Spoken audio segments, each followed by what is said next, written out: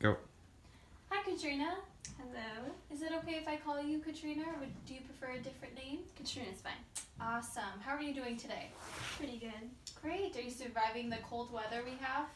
Barely. Yes. Well, it's a good thing we're in a warm place, and we'll be able to move your body in a little bit to warm you up. So my name is Gabriella, and I am an occupational therapist assistant that will be working with you today during our treatment session. Are you familiar with the field of occupational therapy? I am not familiar with it. Yeah, so then I can tell you a little bit more about it.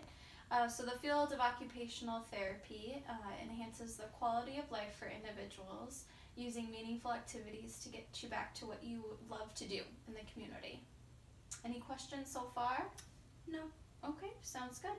So different ways that you can benefit from occupational therapy. I'll ask you a few questions throughout the interview process. And so we use activities that will help you doing things that you'd like to do.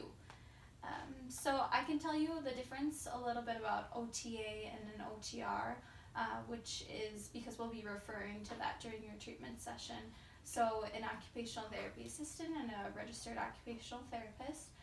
So an OTA, my position is I usually work primarily throughout the treatment sessions, and I work collaboratively with my supervisor, the OTR. And so she's primarily in charge of the discharge portion of it all. Okay. So you will also see her throughout the treatment sessions, and so we'll be both working with you as well. So I'm just going to briefly explain what we will be doing today. So today's session will last about 30 minutes. This will be one of 5 sessions. And I would like to ask you a few questions to get to know you better, get to know what you like to do during your day. And then we will work on an activity as well as an assessment. Does that sound okay to you? Mm-hmm. Okay, great. So we'll get started here. So first I will ask you a few questions during the interview process to get to know you a little bit better. Mm-hmm. So the first question I have for you is, can you tell me a little bit about why you're here today? Mm-hmm. I sure can. I was in a motor vehicle accident, and I was diagnosed with a C6-7 spinal cord injury.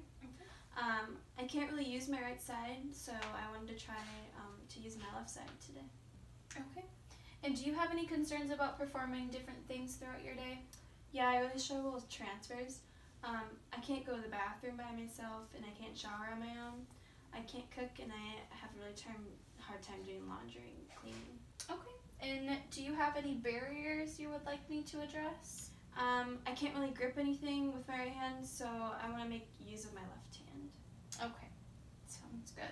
So what are your interests, Katrina? I really like to get out in the community, and I love to cook. Great. What are a few life experiences? I used to go to school, so I was a full-time student before my accident. Okay. And where do you currently live? I live at home. And who do you live with? My mom, dad, and my sister. Okay. What did you enjoy doing before your accident? I like to cook, also like knitting, and I love to volunteer at my church. Awesome. What occupations do you feel most successful at right now? I'm really good with communicating well with everyone, and I can feed myself, independently. Yeah, absolutely. What are your beliefs? Lutheran. And what is your age? I'm 22 years old. And your gender? I'm female. In what stage of life do you classify yourself in? Young adult and student. And what is the time of year? It is January 2019, 1 p.m. And are you comfortable using technology? If so, what kind of devices? Yes, I am comfortable. I usually am really good with the phone and my laptop. Great. And what would you like to be able to do in the near future? I would really like to be able to meal prep by myself and go to the bathroom by myself. Great. Thank you for all that information. Mm-hmm. So as I'm reviewing your chart here, we will work on activities and exercises that will help you restore in the function of your upper extremity. Mm-hmm. So we will be moving on to the assessment Mm-hmm. portion of the treatment. So we will be using a device called the dynamometer. So I'll go ahead and get that here. So this device helps to assess grip strength. So I will be doing 6 trials total, 3 on each hand. and I'll be taking the average of each. So to begin with, I'll have you put your arms close to your side, as close to the side of your body you can. And then your elbow will be at a 90-degree angle. Looks great. And then I'll have you squeeze as hard as you can when I place the device in your hand. So I can't really squeeze with my right. Sounds good. And what is your dominant hand? My right. Okay, sounds good. We will just move on to the left hand. And I'll have you squeeze as hard as you can in your left hand when I place the dynamometer in your hand. And release. We'll rest for a few seconds. And then we'll take the second trial. So squeeze as hard as you can and release. Awesome. And the last trial. And release. Thank you very much.